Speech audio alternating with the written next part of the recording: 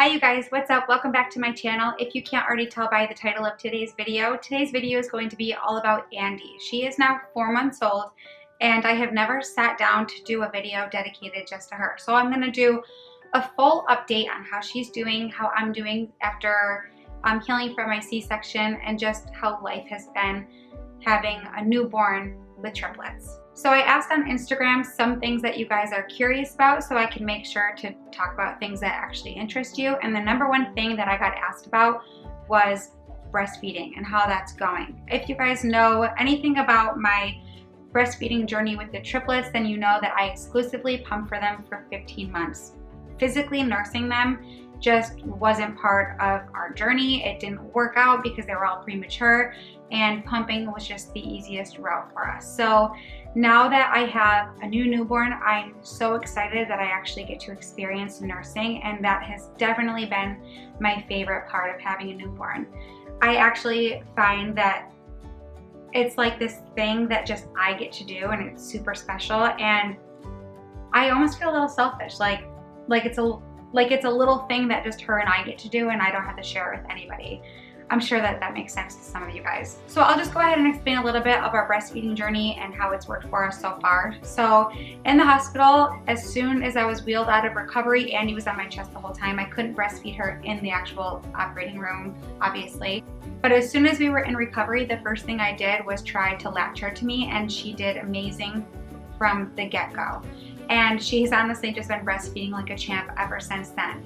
So right now our routine is she's finally on a schedule where she's eating every 3 hours. At night she does go longer stretches. She goes down for the night around 8:30, and then she will wake up anytime between 3 and 6. So I'll feed her within that window, and then she goes right back to bed and sleeps until like 8 or 9. So no complaints there. I'm so happy that she is such a great sleeper. If she wants to continue this schedule for the next year, I'd be fine with that. The amount that she wakes up compared to the amount that the triplets woke up is nothing. So this is a treat for me. Aside from that, I am also still using the electric pump. I know that I don't need to be, and I know that if I don't use it, my supply will kind of regulate and I'll only be producing what's needed.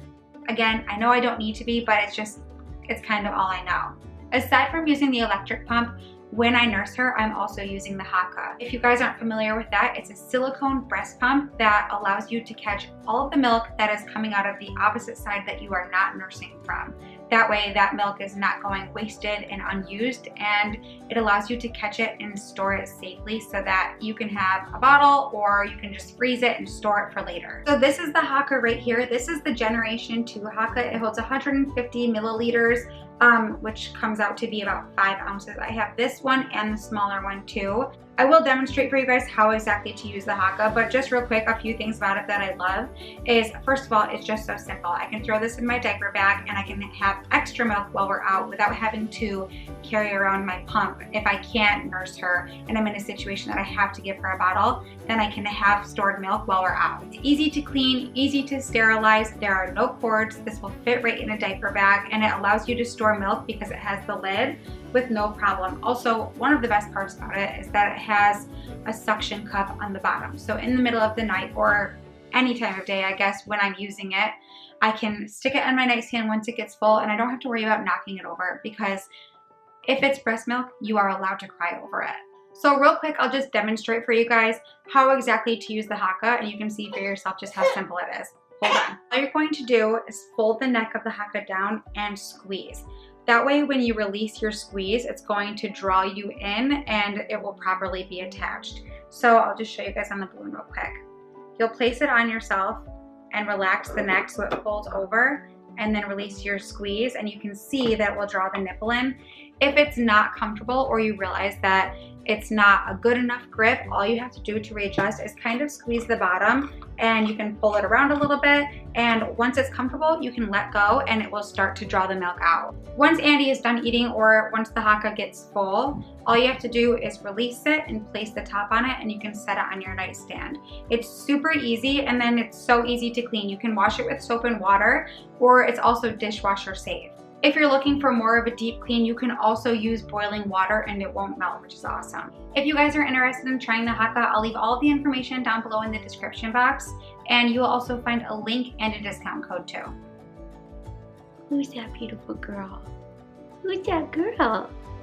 Say hi guys, I'm Andie Magnolia Richmond. Right after I just finished filming all that, she woke up, so I fed her and my camera battery died. So I've been away for an hour. It's about to get dark outside. So I'm gonna try to answer as many questions as I possibly can in the next like 10 to 15 minutes. Aside from breastfeeding, the second most frequently asked question is how the girls are taking to Andie. And I would say they're fine. At first, the first month was very, very hard. They were whining all the time. They were fighting over everything. A lot of that I know has to do with their age. They're almost 3. They're gonna be 3 in February. And a lot of it is just because their lives changed when Andie came home. So I completely understand it. But the last 3 months have been fine. They love Andie. They honestly don't really bother with her very much. They like to look at her. They don't love to touch her very much. So they are just fine if I'm holding her.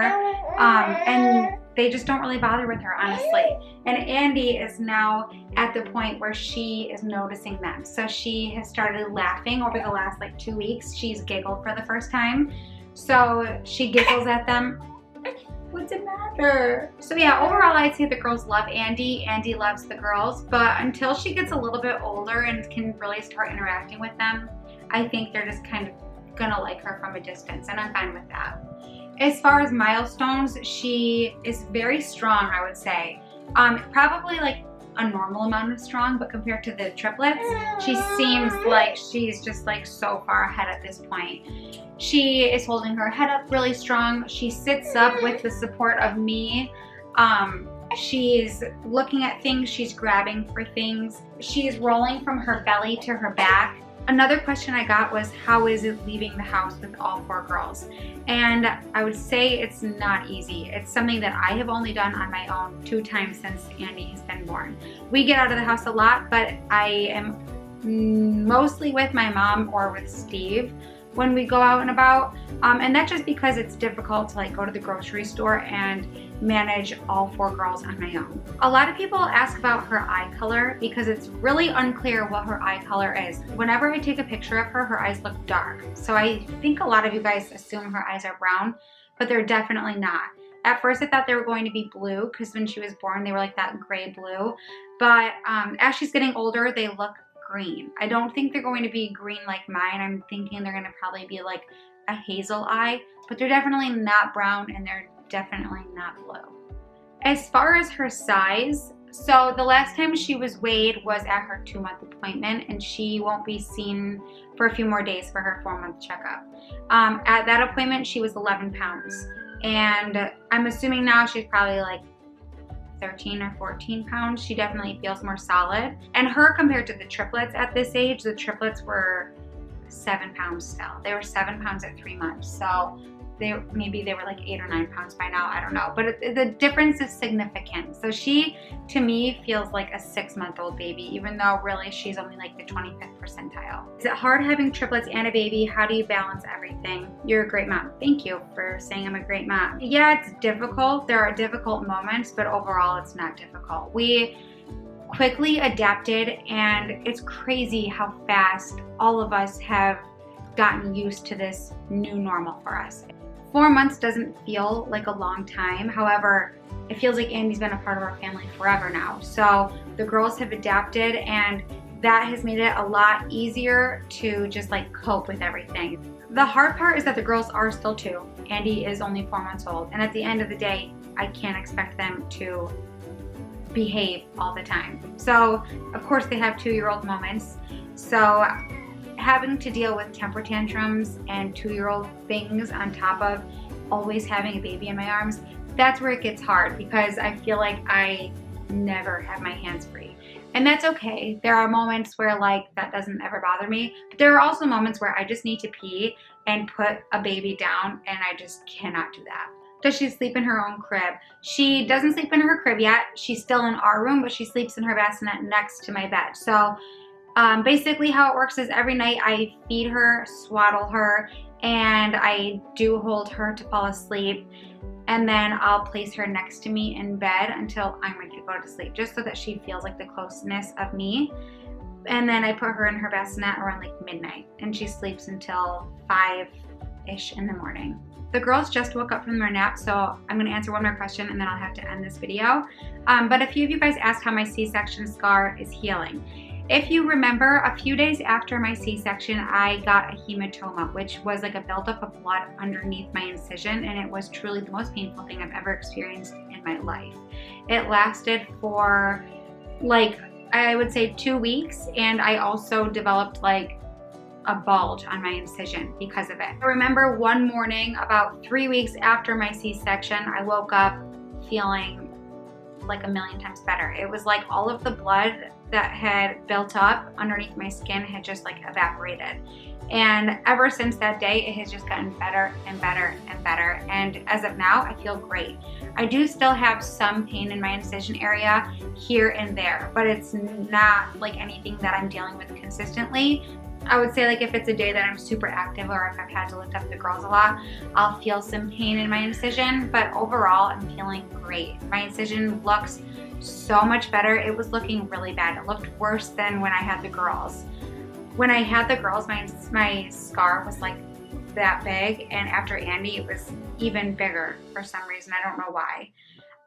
But it's shrinking down. I'm feeling so much better. I'm feeling back to myself. So thankful for that, because I remember feeling like I was in so much pain and being terrified that Steve had to go back to work because I couldn't even get off the couch. It was that bad.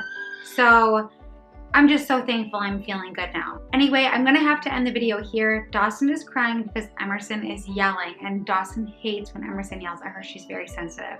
If you guys have any more questions for me, you can leave them in the comment section below. And also just a reminder that if you are interested in the Haakaa, I'll leave all of that information in my description box below too. Thank you guys so much for watching, and we'll see you next time. Bye.